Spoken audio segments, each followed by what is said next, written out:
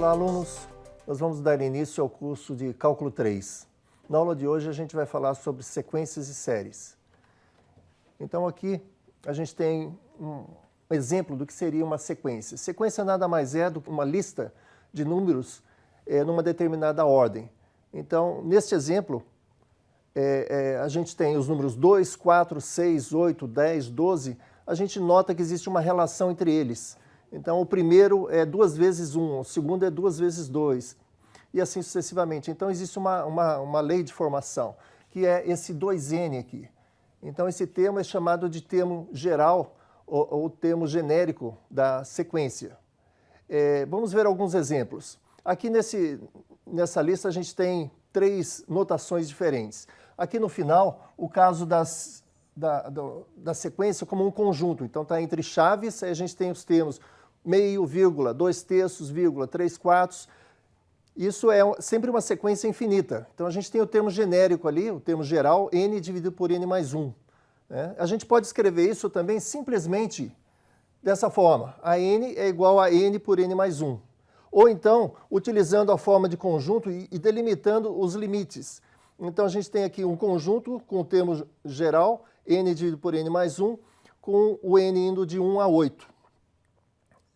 Um segundo exemplo, aqui já um pouco mais elaborado, eu queria que vocês prestassem atenção nesse detalhe aqui, ó, menos 1 elevado a n, isso aqui caracteriza o sinal dos termos. Então, quando o n é ímpar, o sinal é negativo. Vai ficar menos 1 a 1, menos 1 a 3, vai ficar menos 1. E quando ele é par, vai ficar positivo. Menos 1 elevado ao número par é positivo. Então, se a gente olhar aqui no conjunto, observem os sinais, é negativo, depois positivo e assim sucessivamente. Aqui temos um terceiro exemplo, que é de uma função trigonométrica. Então, a gente tem aqui a função cosseno. Então, é cosseno de nπ dividido por 6, com n indo de 0 a infinito. Então, π dividido por 6 é 30 graus. Então, a gente vai ter um n multiplicando o 30 dentro do argumento cosseno. Então, quando o n vale 0, vai ser cosseno de 0, que é 1. Quando n é igual a 1, a gente vai ter cosseno de 30, que é raiz de 3 sobre 2. E assim sucessivamente para esse exemplo. Nem sempre a gente vai ter uma lei de formação com um termo genérico, como mostrado naqueles exemplos. Tem um caso clássico, conhecido como sequência de Fibonacci, inclusive algo que aparece muito na literatura, em cinema. É uma sequência dada dessa maneira, pelos números 1, novamente 1, 2, 3, 5. Então, a gente não tem aqui um termo genérico que caracteriza todos eles. Então, essa sequência ela é definida de outra maneira, ela é definida de maneira recursiva. Então, a gente define primeiro os valores 1 e 1 para os 2 primeiros termos, e os próximos termos são sempre dados em termos da sequência dos 2 anteriores.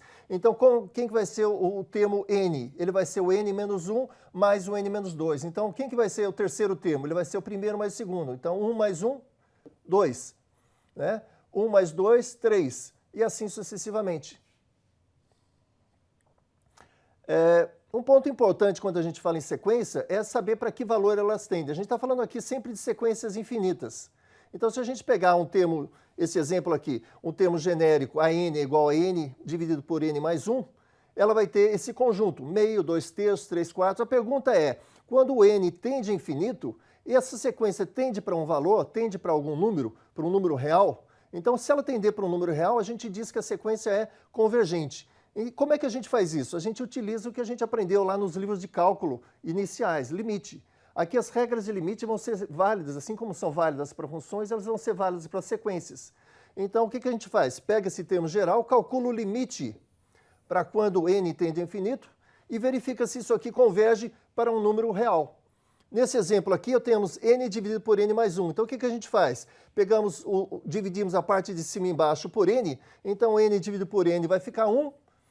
Aqui n dividido por n também fica 1, e 1 dividido por n vai gerar esse termo aqui. Quando o n tende a infinito, esse termo aqui vai tender a 0. Então, a gente vai ficar com 1 sobre 1, e aí, então, o resultado do limite é 1. O que significa esse 1? Significa que essa sequência que eu estou estudando aqui, conforme o n tende a infinito, ela vai tender para o número 1. Então, a gente pode dizer que ela é uma sequência convergente, ela converge para o número 1. Se não existir o limite, ou se o limite for para infinito, aí a gente diz que a sequência é divergente. Agora a gente vai ver um teorema aqui, a gente vai ver ao longo do curso vários teoremas, testes para convergência, várias maneiras diferentes que são utilizados dependendo da sequência que eu estou trabalhando.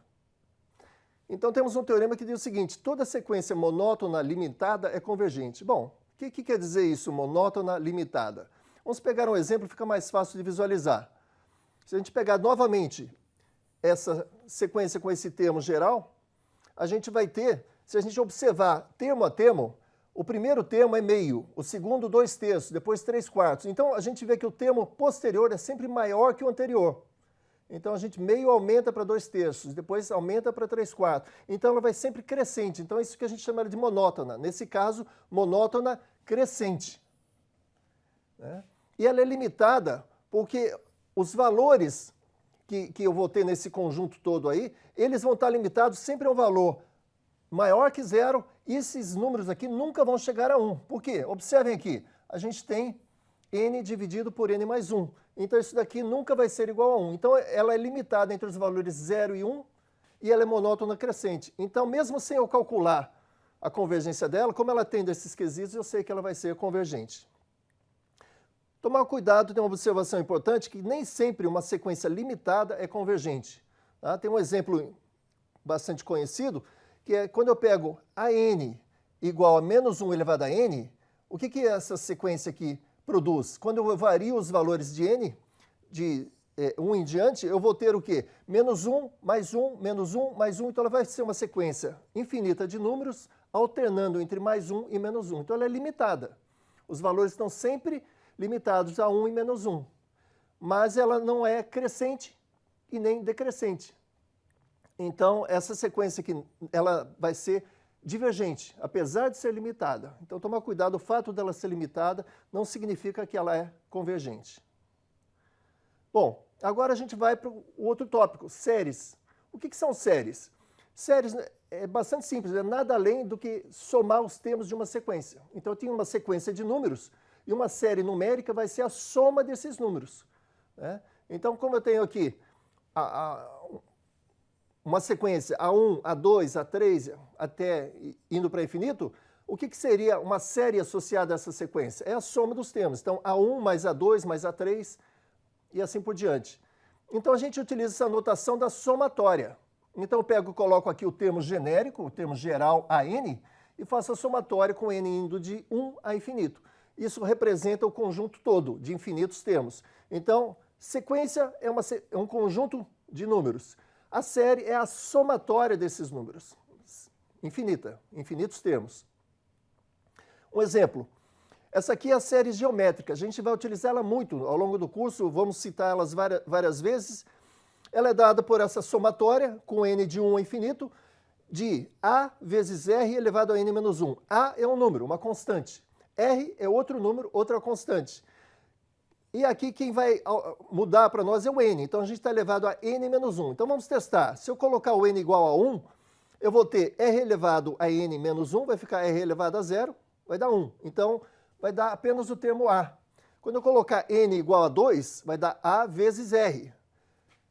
E assim sucessivamente. Quando eu colocar n igual a 3, eu vou chegar em ar². Se a gente olhar para essa sequência, como que ela é então? Todas elas têm o termo a, e aí são multiplicadas por r. Né? Então é a vezes r elevado a 0, que dá o próprio a, depois a vezes r elevado a primeira, depois a vezes r a segunda. Tá? Então esse a ele é o termo inicial, é o primeiro termo, e o r é a razão com que vai se multiplicando. Então isso chama-se série geométrica, e é conhecida, vocês devem se lembrar dela do colégio, no ensino médio, que é das progressões. A progressão geométrica é desse tipo. Bom, agora vamos ver um outro dado importante para a convergência, que é a questão da soma parcial. O que é uma soma parcial? Como eu falei para vocês, a série que a gente está somando aqui, ela tem infinitos termos. Né? Então, se a gente pegar e truncar ela num determinado valor, então parar num valor n aqui, né? N pode ser 5, 8, o valor que foi interessante para mim, eu vou ter, então, uma soma parcial. Peguei só um pedaço. Essa soma parcial a gente pode pegar, por exemplo, só o primeiro termo. Então seria o S1. Se eu pegar o primeiro mais o segundo, vai ser o S2. O primeiro mais o segundo mais o terceiro vai ser o S3. E assim sucessivamente. Então, se a gente pegar e fizer um conjunto dessas, uma sequência agora, um conjunto dessas somas parciais, então o que tem nesse conjunto? É o S1, vírgula, o S2, vírgula, o S3 e assim sucessivamente. Se essa sequência convergir, a gente vê a convergência de sequência, se essa sequência convergir, e quando eu fizer o estudo dela, o limite tender a um valor S, a um número S, então eu posso dizer com certeza que a série também converge. E S é o valor da soma da série toda. Ok? Então eu tenho uma série de infinitos termos, eu vou pegar somas parciais e somando, vou montar esse conjunto como uma sequência e vou estudar o caso limite. Se ele convergir para um valor S, é porque essa série converge, a série das somatórias converge para esse mesmo valor S. Tá? Depois a gente vai fazer vários exemplos disso. Nós vamos começar com um deles, novamente usando a série geométrica. Então tem aqui a série geométrica, que a gente acabou de ver. Essa série ela vai sempre ser convergente, a gente não vai ver aqui, vocês já devem ter visto isso no livro-texto, já tem lá a demonstração desse caso, mas essa série ela vai ser convergente quando o módulo de R for menor que 1, ou seja, R entre menos 1 e 1. Por quê? Porque observem que o R aqui, ele vai sendo elevado a potências diferentes. Então, se ele for um número entre menos 1 e 1, esse valor vai sempre diminuindo. Então, ela vai convergindo para algum número. Tá? E o valor para qual ela converge é dado pela sua soma. Então, ela vai convergir para este valor aqui. Sempre.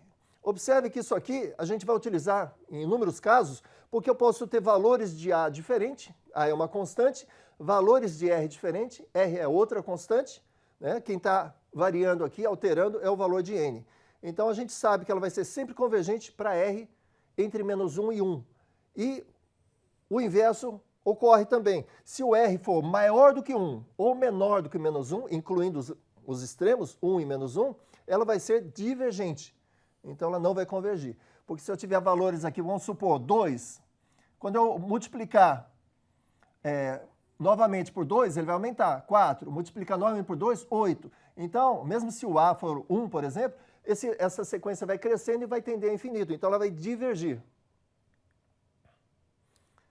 Bom, na próxima aula, a gente vai pegar e fazer um conjunto de exercícios associados a sequências e séries, principalmente a questão da convergência. Obrigado.